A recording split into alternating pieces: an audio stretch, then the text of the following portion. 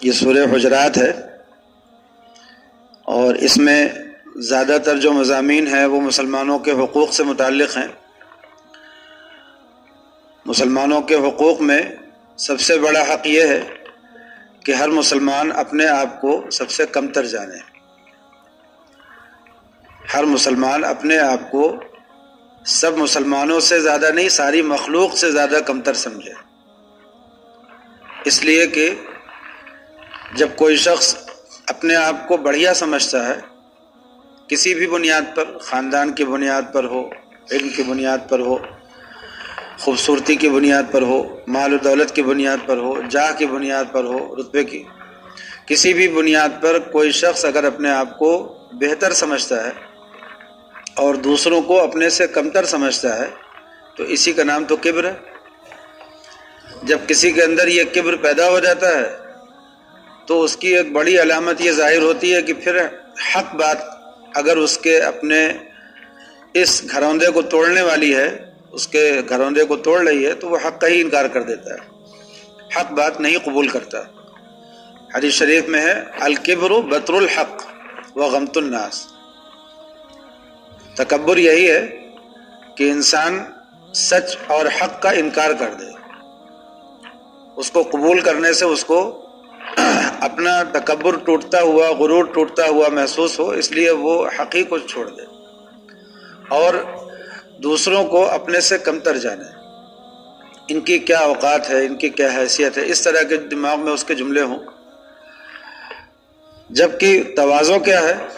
تواضع یہ ہے کہ جب اس کے سامنے دلائل سے کوئی بات سچ سامنے آ جائے تو اس کے ماننے میں اور قبول کرنے میں دیر نہ لگائے۔ اسی لیے بچوں کی تربیت میں یہ ایک بہت اہم پہلو ہے کہ جب بچہ کوئی غلطی کرے اور ماں باپ یا مربی اس کو تربیت کرنے کے لیے سکھائے اسے کہ تم سے غلطی ہو گئی، اور بچہ اپنی بات میں اینچ پیچ کرے، یعنی وہ اس کو کسی طرح سے ثابت کرنے کی کوشش کرے کہ نہیں مجھ سے غلطی نہیں ہوئی ہے، تو جو اچھے مربی ہوتے ہیں وہ اور باتوں پر تو نظر انداز کر دیتے ہیں اور باتوں کو، لیکن اس غلطی کو نظر انداز نہیں کرتے۔ بچوں کے اندر یہ عادت پیدا کرنی چاہیے کہ کبھی بھی ایچ پیچ نہ کریں، باتیں نہ بنائیں، غلطی ہو جائے فوراً اقرار کریں اور اس کو اپنی غلطی کی تلافی کرنے کی کوشش کریں۔ جب بچے نے ایچ پیچ شروع کی اور تعویل شروع کی اور اس راستے پہ چلا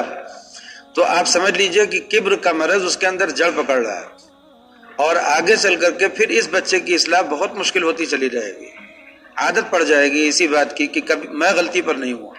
گناہ بھی کرے گا، کھلم کھلا اس سے غلطیاں بھی ہوں گی لوگوں کے سامنے، لیکن وہ کہے گا کہ اس وجہ سے میں نے غلطی کی،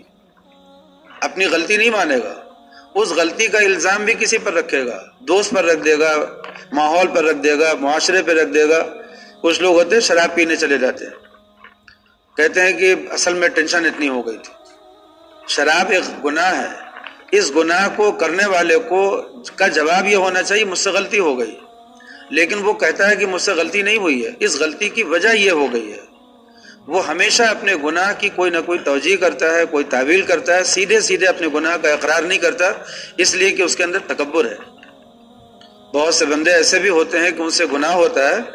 اور وہ توبہ نہیں کرتے، اللہ سے معافی نہیں مانگتے۔ مولانا تھانوی نور اللہ مرقدہ فرماتے تھے کہ اس توبہ نہ کرنے کی وجہ بھی تکبر ہے، اس لیے کہ ان کو یہ لگتا ہے کہ میں نے جو غلطی کی ہے یہ بہت بڑی غلطی ہو گئی ہے، اتنی بڑی غلطی ہو گئی ہے کہ اب اس کو تو اللہ بھی معاف نہیں کر سکتا۔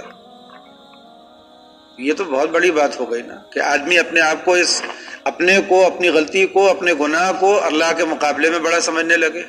اللہ کی رحمت کے مقابلے میں بڑا سمجھنے لگے۔ یہ بہت حد سے گزرا ہوا تکبر ہے۔ اس لیے ہمیشہ آدمی کو اپنے بچوں کو تربیت کرنے میں بھی اور اپنی تربیت کرنے میں بھی اس بات کا خیال رکھنا چاہیے کبھی بھی کسی بھی غلطی پر ایچ پیچ نہ کرے، اس کی تعویل اور توجیہ میں مبتلا نہ ہو، سیدھے اقرار کرے کہ مجھ سے غلطی ہو گئی، میں نے غلطی کی ہے، یہ گناہ، یہ غلط کام تھا، میں نے کر لیا، ہو گیا مجھ سے۔ ایک مرتبہ حضرت مولانا عبدالحلیم صاحب رحمۃ اللہ علیہ سے ہم نے پوچھا کہ حضرت اگر غیبت ہو جائے، بس وہ حضرت نے ہو جائے کا لفظ پکڑ لیا، فرمانے لگے کہ دیکھیے مولوی حمزہ صاحب کہتے ہیں کہ ہو جائے، ہو جاتی ہے غیبت یا کرتا ہے آدمی غیبت. اب اس چیز کو لفظ کو درست کرانے سے بات ختم ہو گئی. جو بھی گناہ انسان سے ہوتے ہیں وہ گناہ کرتا ہے انسان، اور جب اس کو کوئی توجہ دلا دے یا من جانب اللہ اس کو توجہ ہو جائے تو اس وقت میں جب ایج پیش میں مشغول ہوگا کہ اس ٹینشن کی وجہ سے، اس اسٹریس کی وجہ سے، اس دباؤ کی وجہ سے، اس ماحول کی وجہ سے، اس وجہ سے، اس وجہ سے، ان کی وجہ سے، ان کی وجہ سے 10 طرح کے بہانے ڈھونڈتا ہے. یہ سارے بہانے اس تکبر کی وجہ سے ہیں کہ میں تو گناہ کر ہی نہیں سکتا تھا، مجھے دوسروں نے زبردستی کروا دیا. یہ کبر ہے. اور اس کبر کا علاج یہ ہے کہ آدمی اپنے آپ کو مجرم مان لے، کہہ دے کہ نہیں میں مجرم ہوں، میں تو اسی قابل تھا کہ مجھ سے گناہ ہو. یہ تو اللہ تعالیٰ کی رحمت ہے کہ گناہوں سے بچائے ہوئے ہیں، بہت سے گناہوں سے بچائے ہوئے ہیں، تو اللہ کی رحمت پر. اسی لیے کلمات اسلام میں جیسے لا الہ الا اللہ تو سب کو معلوم ہے کہ بنیاد ہے دین اسلام کی، لا الہ الا اللہ کہ اللہ کے سوا کوئی معبود نہیں. لیکن یہ جو کلمات اسلام ہیں یہی ایک کلمہ تھوڑی ہے. دین کی بنیاد لا حول ولا قوت الا باللہ پر بھی ہے کہ ہم سے کوئی نیکی نہیں ہو سکتی اور ہم سے کوئی گناہ نہیں ہو سکتا مگر جب تک کہ اس میں اللہ کا حکم نہ ہو. ہم بالکل یہاں پر اپنے آپ کو مجبور اور بے بس اپنے آپ کو تصور کریں لا حول ولا قوت الا باللہ، گناہ سے بچ رہے ہیں تو وہ بھی اللہ کی توفیق سے، اور نیکی کر پا رہے ہیں تو وہ بھی اللہ کی توفیق سے. اسی لیے بزرگوں نے لکھا ہے، اور یہ باتیں بزرگان دین ہی سے ہم لوگوں کو سننے کو مل سکتی ہیں یا وہ لوگ جن کو بزرگان دین کی کتابیں پڑھنے کا موقع ملتا ہے. بزرگوں نے لکھا ہے کہ ہم سے عہد لیا ہمارے بزرگوں نے اور مشائخ نے کہ کبھی بھی کسی گناہ کے بارے میں پریشان ہو کر کے یہ مت کہنا کہ میں قسم کھاتا ہوں کہ یہ گناہ نہیں کروں گا، اس لیے کہ تمہیں اختیار کتنا ہے اپنے اوپر.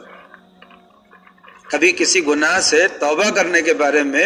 یہ تو کیا جا سکتا ہے کہ اللہ میں ارادہ کرتا ہوں کہ میں نہیں کروں گا، آئندہ کے لیے ارادہ کرتا ہوں کہ میں نہیں کروں گا، اور آپ سے توفیق مانگتا ہوں کہ مجھے آگے بچا لیجئے. اللہ سے اپنے آپ کو بچانے کا ارادہ کرنا، توفیق مانگنا، دعا کرنا، دعا کا اہتمام کرنا، اور اس کی جو تدبیریں ضرور مناسب ہیں وہ تدبیریں کرنا، یہ سب ٹھیک ہے. لیکن اگر کسی آدمی نے اللہ سے وعدہ کر لیا کہ میں یہ گناہ نہیں کروں گا، یا اللہ سے اس نے قسم کھائی کہ میں یہ گناہ نہیں کروں گا، تو یہ ایک اپنے اختیار کا اللہ کے سامنے دعویٰ کر دیا. تو بزرگوں نے لکھا ہے کہ کبھی بھی اللہ کے یہ قسم نہیں کھانا چاہیے کسی عمل پر کہ میں یہ کام نہیں کروں گا. بزرگوں نے ہم سے عہد لیا ہے. تو اس باریکی کو سمجھنے کی ضرورت ہے کہ انسان کو اپنے اوپر اختیار کتنا ہے. جب ہم سے غلطی ہو جائے سیدھے سیدھے یہ کہیے کہ ہم سے غلطی ہو گئی، معافی مانگتے ہیں، بس. آدمی دیکھیے انگریزوں نے سکھا دیا سوری کا لفظ، تو اب وہ سوری کا لفظ تو لوگ بول دیتے ہیں، لیکن اللہ کے سامنے معافی کا لفظ بولنے میں آدمی کا تکبر رکاوٹ بن جاتا ہے. تنہائی میں بھی آدمی یہ نہیں کہہ پاتا اللہ سے کہ اللہ مجھ سے غلطی ہو گئی اور میں توبہ کرتا ہوں، میں معافی مانگتا ہوں، آئندہ بچنے کا اہتمام کروں گا، کوشش کروں گا. تو تکبر کی ایک خرابی یہ بھی ہے کہ انسان اپنی غلطی سے باز نہیں آتا اور اپنی غلطی پر ڈٹا رہتا ہے اور ڈھٹائی کرتا ہے اور اس کی توجیہ و تعویل کرتا ہے. یہ سب تکبر کے شاخسانے ہیں. تو بہرحال عرض یہ کر رہا تھا کہ تکبر ایک بہت بڑی بیماری ہے، بلکہ جتنی شیطانی بیماریاں ہیں ان تمام بیماریوں کی جڑ ہے، ام الخبائث ہے. تمام خبیث بیماریوں کی یہ جڑ ہے اور بنیاد ہے. اگر اس بیماری سے ہم اپنے آپ کو نکال سکے تو آپ یہ سمجھ لیجئے کہ پھر اس کے بعد سارے راستے کھل جاتے ہیں. پھر آدمی کے لیے ہر حق کو قبول کرنا اور ہر باطل سے اپنے آپ کو بچانا بہت آسان ہو جاتا ہے. سیدھے راستے پہ چلنا آسان ہے، بزرگوں کی اتباع کرنا آسان ہے. اسی لیے علماء نے لکھا ہے، بزرگوں نے اس کو بیان کیا ہے بار بار کہ دیکھو کسی اللہ والے کے دروازے پر جانے میں سب سے بڑی رکاوٹ اس کا استکبار ہے. کیا ہوتا ہے اگر ہم کسی اللہ والے کے دروازے پر گئے، کسی خانقاہ میں گئے، کسی بزرگ سے بیعت ہوئے، ان کی خانقاہ میں پہنچے، تو کیا ہوگا؟ ان کے دروازے پر سب سے بڑی جو مصیبت ہے وہ اپنے نفس کو مٹانا. اور آدمی کے اوپر یہ بہت بڑا بوجھ ہوتا ہے کہ نفس کو کیسے مٹائیں. تو نفس کو مٹانا ہی تو ہے تکبر سے بچنا، تواضع. اپنے نفس کو مٹا دینا اور دوسروں کے تابع ہو جانا، کہ جو آپ فرما دیں گے میں وہی کروں گا، بالکل اپنی نفی کر دینا، یہی تو تواضع ہے۔ بزرگوں نے لکھا ہے کہ جب کوئی اللہ کا بندہ کسی اللہ والے کے دروازے پر جاتا ہے تو وہ سب سے پہلا پاؤں رکھتا ہے اپنے نفس پر، اور جس نے اپنا پاؤں اپنے نفس پر رکھ دیا، اس کو دبا دیا، تو پھر اس کے لیے آگے سارے راستے کھل جاتے ہیں۔ اور جو لوگ اپنے نفس پر پاؤں نہیں رکھتے اور کسی اللہ والے کے پاس جاتے ہیں کسی جاہ کے لیے کہ ابھی ہمارا جتنا رتبہ ہے، جتنی عزت ہے، اگر ہم کسی بزرگ سے مرید ہو جائیں تو اور ہماری مقبولیت بڑھ جائے، اور اگر ان سے خلافت مل جائے تو اور مقبولیت بڑھ جائے، تو یہ کبر ہی کی پرورش ہے، کبر ہی کی پرورش ہے، اپنی تکبر کی، اور ہم اس کو بڑھا رہے ہیں، اضافہ کر رہے ہیں۔ اسی لیے امام غزالی نے لکھا ہے کہ نفس کو جب کسی عبادت میں مزہ ملنے لگے تو سمجھ لو کہ وہ اپنی بیماری کو بڑھا رہا ہے، تو پھر اس کی وہ عبادت روک دو اور اس کو ایسی عبادت میں مشغول کرو جس میں اس کو تکلیف ہو، جس میں اس کو اذیت ہو۔ انہوں نے لکھا کہ نفس کو جب کسی عبادت میں، جیسے مثال کے طور پہ میں نے ذکر کرنا شروع کیا تو مجھے بوجھ ہوگا، اذیت ہوگی، اس لیے کہ ایک ذکر کی پابندی آسان نہیں ہوتی، لیکن جب کرنے لگے تو نفس نے پٹی پڑھائی اندر سے کہ اچھا دیکھو اب تم ذکر کر رہے ہو، اب یہ ہزاروں لاکھوں لوگ ذکر نہیں کرتے ہیں، تو اس کا مطلب یہ ہے کہ تم اللہ کے مقبول بندے ہو، تمہارا اللہ کے وہاں کچھ مقام بننے لگا ہے، کچھ حیثیت بڑھنے لگی ہے، تو نفس پھر مزہ لینے لگتا ہے اس عبادت کا کہ جتنا ہم ذکر کریں گے اتنا ہمارا رتبہ ادھر عوام کی نظروں میں بڑھے گا۔ بس جہاں عبادت میں مزہ آنے لگے نفس کو، ایک ہے روح کا مزہ، روح کا نشاط، اور ایک ہے نفس کا مزہ، ان دونوں کا فرق سمجھنا ضروری ہے۔ جب عبادت میں روح کو لذت ملنے لگے تو وہ فرشتوں والی عبادت ہے، اور جب نفس کو مزہ ملنے لگے تو یہ جانوروں والی عبادت ہے، شیطانوں والی عبادت ہے۔ دونوں میں فرق ہے، ان دونوں کو سمجھنا ضروری ہے۔ اسی لیے کہا جاتا ہے کہ کسی ماہر طبیب کے ساتھ، یعنی کسی اللہ والے کے ساتھ جو تجربہ کار ہو، اپنی عبادت کا نظام شروع کرو تاکہ وہ تمہیں بتاتا رہے کہ تم کب صحیح راستے پر ہو اور کب غلط راستے پر پڑ گئے، وہ تمہاری رہنمائی کرتا رہے، مرشد اپنا ساتھ لے لو۔ کہا جاتا ہے کہ جب آدمی کسی مرشد کے بغیر، کسی رہبر کے بغیر، کسی ساتھی ایسے دوست کے بغیر جو اس کو اللہ کا راستہ چلائے، اللہ کے راستے میں چلتا ہے، تو اسے پتہ نہیں چلتا کہ کب وہ شیطان کے راستے پہ چلا گیا اور تباہ ہو جاتا ہے۔ آپ نے دیکھا بلعم باور کا قصہ، کیا ہوا؟ عبادت کرتا تھا، پلک جھپکنے کے بقدر بھی اس نے کوئی گناہ نہیں کیا، عبادت میں کوئی کمی نہیں کی، اس قدر زبردست عابد، اور اپنی ماں کے ساتھ بدسلوکی کر بیٹھا، اور اللہ تعالیٰ نے اس کو کیا سزا دی؟ تو یہ موسیٰ علیہ السلام کے حق میں اس نے کیا جملہ بول دیا؟ یہ باتیں جو ہوتی ہے کہ آدمی کو غرور ہونے لگتا ہے اپنی عبادت کا، نشہ چڑھنے لگتا ہے، نفس کو مزہ آنے لگتا ہے، لوگوں کے ہاتھ چومنے اور پیر چھونے اور لوگوں کے تعظیم کرنے سے نفس کی ایک حالت بدلنے نفس کو ایک لذت ملنے لگتی ہے، تو وہاں سے وہ بگڑ جاتا ہے، پھر اس کا کبر بیدار ہو جاتا ہے۔ تو کبر ایک ایسی خطرناک بیماری ہے کہ انسان کے تمام ایمان کو اور تمام اس کے اعمال کو ضائع کرنے کے لیے تنہا یہ ایک مرض کافی ہے۔ اسی لیے نبی کریم صلی اللہ علیہ وسلم نے فرمایا کہ رائی کے دانے کے برابر بھی اگر کسی کے اندر یہ مرض ہے تو اس کو جنت میں داخلہ نہیں ملے گا۔ اس لیے اس بیماری سے نکلنے کی بہت کوشش کرنا چاہیے۔ ہم نے بتایا تھا کہ ساری بیماریاں اسی سے پیدا ہوتی ہیں۔ شیطانی بیماریاں، ایک تو نفسانی بیماریاں ہوتی ہیں، وہ الگ ہیں، لیکن شیطانی بیماریاں جتنی ہیں وہ سب کے سب کبر سے، ان کی جو جڑ ہے وہ کبر ہے۔ اب ہم لوگ آتے ہیں غیبت پر۔ اللہ تعالیٰ نے فرمایا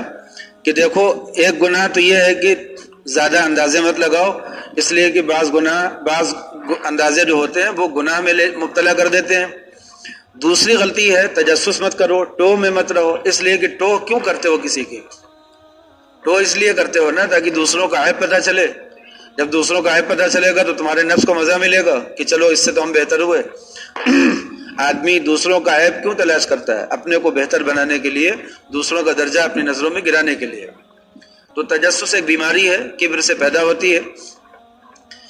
اس کے مقابلے میں، تجسس کے مقابلے میں کیا ہے؟ سماحت، صرف نظر،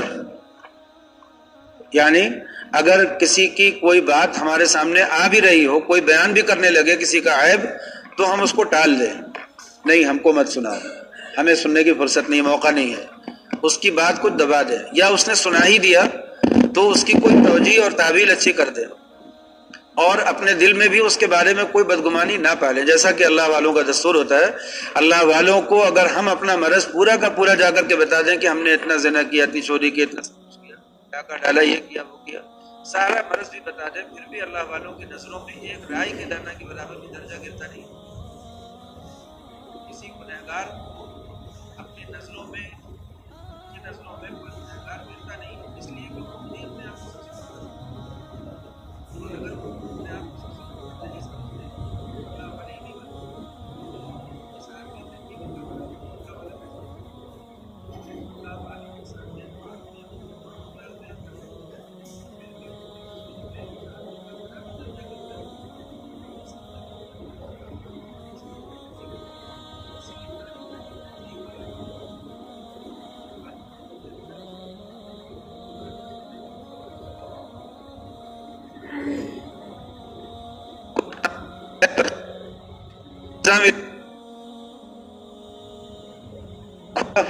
ان کی بھی پول کھلی، ان کا بھی مرض معلوم ہوا، ہوتا ہے کہ نہیں ہوتا؟ آدمی کے اندر ایک تجسس ہوتا ہے، یہ تجسس کہاں سے پیدا ہوتا ہے؟ کبر کی بیماری سے۔ جب آدمی اپنے ہی آپ کو سب سے کمتر سمجھے گا تو اس کو دوسروں کے عیوب کی فکر نہیں ہوگی نا، تو تجسس ایک بیماری ہے، اس سے بھی بچنا چاہیے۔ وَلَا يَغْتَبْ بَعْضُكُمْ بَعْضًا، اور تجسس پہ ہم قانون بتا چکے ہیں،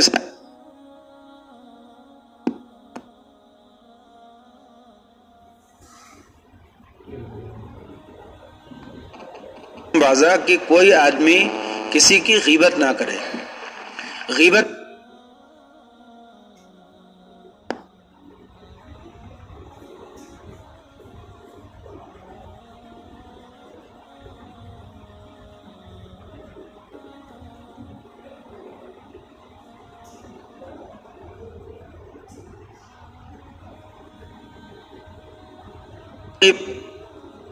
میں بھی لوگ غیبت کر دیتے ہیں،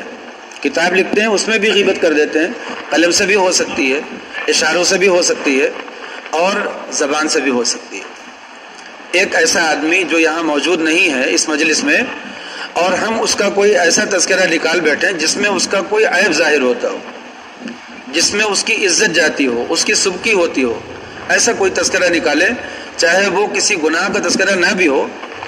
اسی لیے امام غزالی نے لکھا ہے کہ اگر ہم اپنی مجلس میں بیٹھے ہوئے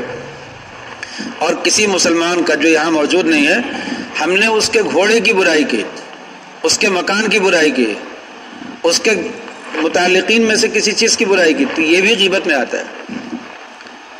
تو کسی گناہ کا تذکرہ نہیں ہو رہا اس کا، لیکن اس کا کوئی ایسا تذکرہ ہو رہا ہے کہ اگر اس سے پتہ چلے تو اسے تکلیف ہوگی، اور یہاں ہوتا تو دفاع کر لیتا، جواب دے دیتا، اس کا بچاؤ کر لیتا اپنا، لیکن ہم نے وہ یہاں ہے نہیں، اپنا بچاؤ کر نہیں سکتا، اور ہمارے لیے اس کی آبرو حلال ہے نہیں۔ اگر وہ کافر حربی ہوتا، جنگ ہو رہی ہوتی، کافر حربی ہوتا، تو اس کافر حربی کی برائی کرنا جائز ہوتا، اس لیے کہ تو اس کی جان حلال ہو گئی تو اس کی آبرو بھی حلال ہے،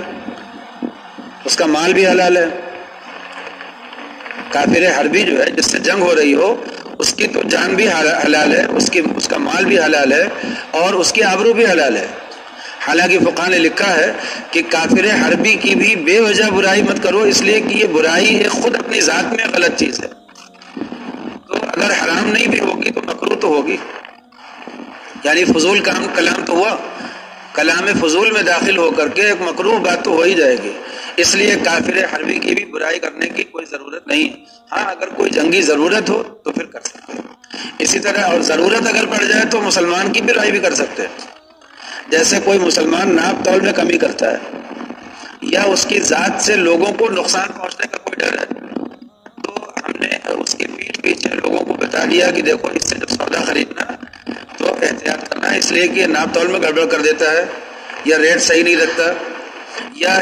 اپنی بہو بیٹیوں کو اس سے بچانا، اس کے اندر یہ مرض ہے، زنا کا مرض ہے، یا ہم نے اس کا کوئی ایسا عیب جس سے ہمیں محسوس یہ ہوتا ہے کہ لوگوں کو نقصان پہنچ سکتا ہے انجانے میں، تو اس کے نقصان سے بچانے کے لیے ہم نے بتا دیا اگر، تو یہ عیب نہیں ہے، یہ غیبت نہیں ہوتی۔ یا کسی بچے میں، لڑکے میں کوئی مرض ہے، کوئی غلطی اس کی ہم نے دیکھی تو اس کے ماں باپ سے بتا دیا تاکہ ماں باپ اس کی اصلاح کر سکیں، تو یہ بھی غیبت نہیں ہے۔ بیوی کا کوئی مسئلہ تھا اور اس کے شوہر سے بتا دیا تاکہ وہ اس کا شوہر اس کی اصلاح کر دے، یا اس کے ماں باپ سے بتا دیا، یا عوام کی کوئی بات تھی قاضی سے بتا دیا، یا مصلح امت سے بتا دیا، جو اس علاقے کا مصلح ہے، بڑا عالم ہے، اس کو بتا دیا کہ دیکھیے اس طرح کی لوگ غلطیاں کر رہے ہیں آج کل، تو یہ غیبت میں نہیں داخل ہوتا، اس لیے کہ یہ اس لیے بیان کیا جا رہا ہے تاکہ اس کی اصلاح ہو، اس مرض کی اصلاح